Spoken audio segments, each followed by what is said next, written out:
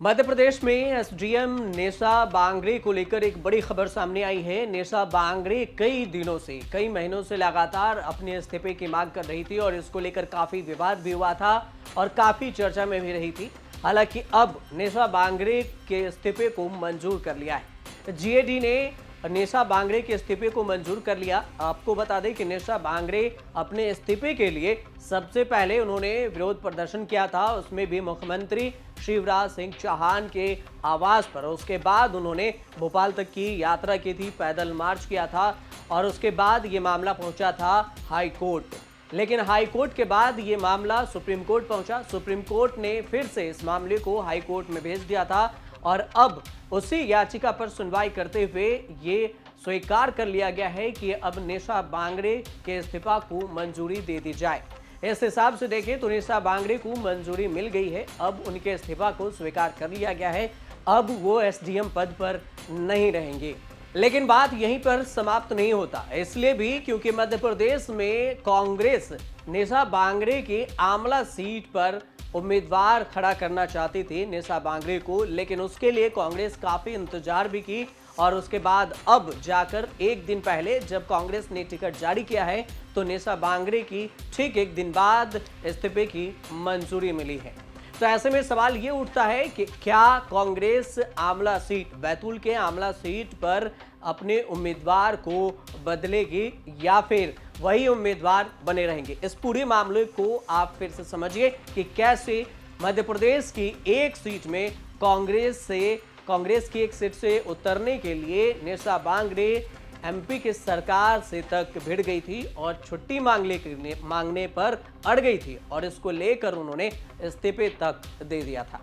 दरअसल मध्य प्रदेश की विधानसभा चुनाव के लिए टिकट देने का काम शुरू किया गया और कांग्रेस इस फिराक में थी कि नेशा बांगरे के इस्तीफा को मंजूर किया जाए और उसके बाद नेशा बांगरे को बैतूल के आमला सीट से उतारा जाएगा। कांग्रेस ने 229 उम्मीदवारों के उम्मीदवार का ऐलान कर चुकी थी और इसके बाद एक सीट के लिए वो रुकी ही थी।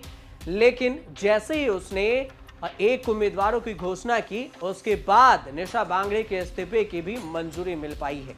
लेकिन ये सब मामला ऐसे एन वक्त पर हुआ है, सिर्फ एक दिन नहीं 24 घंटे के फासले के बीच में हुआ है।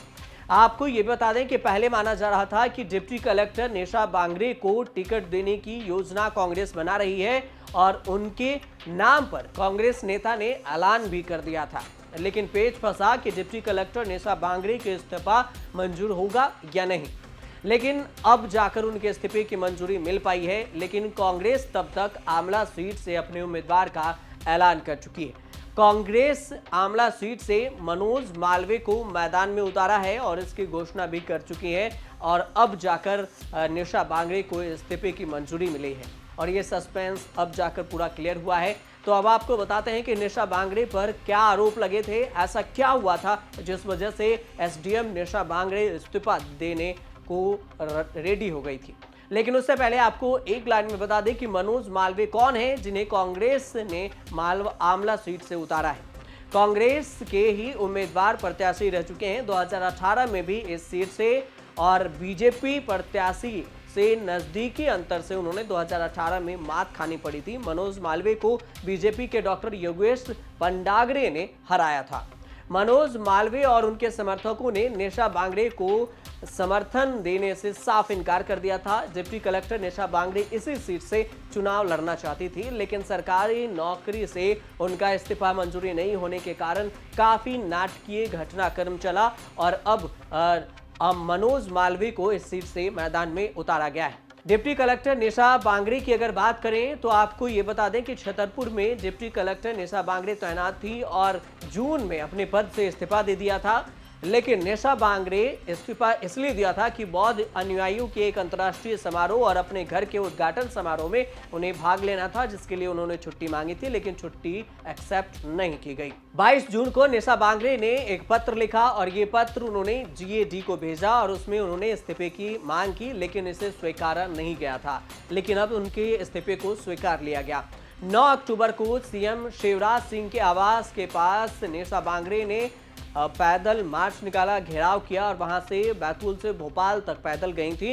इसके बाद बांगरे को पुलिस ने 24 घंटे के लिए गिरफ्तार भी कर लिया था और इस दौरान निशा बांगरे ने यह आरोप भी लगाया था कि पुलिस से झड़प के दौरान उनके कपड़े भी फाड़े गए थे। हालांकि जब निशा बांगरे विरोध प्रदर्शन कर रही थी तो इसके बीच में कई सारे खबरें सामने आई और वो काफी चर्चा में भी बनी रही थी। लेकिन डिप्टी कलेक्टर निशा बांगरे सामान्य प्रशासन विभाग अधिकारी जीएडी को पत्र लिखा और इस्तीफे की मांग की थी और यही जीएडी अब सुप्रीम कोर्ट के और हाई कोर्ट के आदेश के बाद इस्तीफे की मंजूरी अपने आप को स्वीकार कर ली है। इस मामले में निशा बांगरे इस्तीफे की मांग को लेकर 23 अक्टूबर को हाईकोर्ट पहुंची थी और इसे हाईकोर्ट में उन्होंने 23 से को रखा था, अपना फैसला सुरक्षित रखा था और इस पर दलील दी गई थी कि अनुशासनहीनता का आरोप है उन पर, इसलिए यह इस्तीफा मंजूर नहीं किया जा सकता। लेकिन अब ये बात 23 अक्टूबर को कही गई और 24 अक्टूबर को उनके इस्तीफे की मंजूरी हो गई है।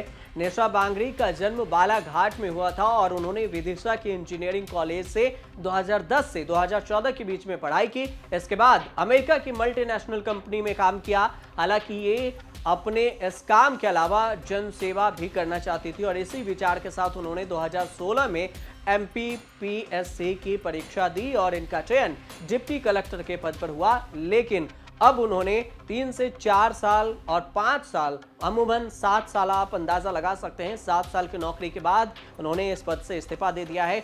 अब देखने वाली बात यह होगी कि क्या निशा बांगरा के कारण बैतूल के आमला सीट से कांग्रेस अपने प्रत्याशी को बदलते हैं या नहीं। आप देखते रहिए न्यूज़ तक।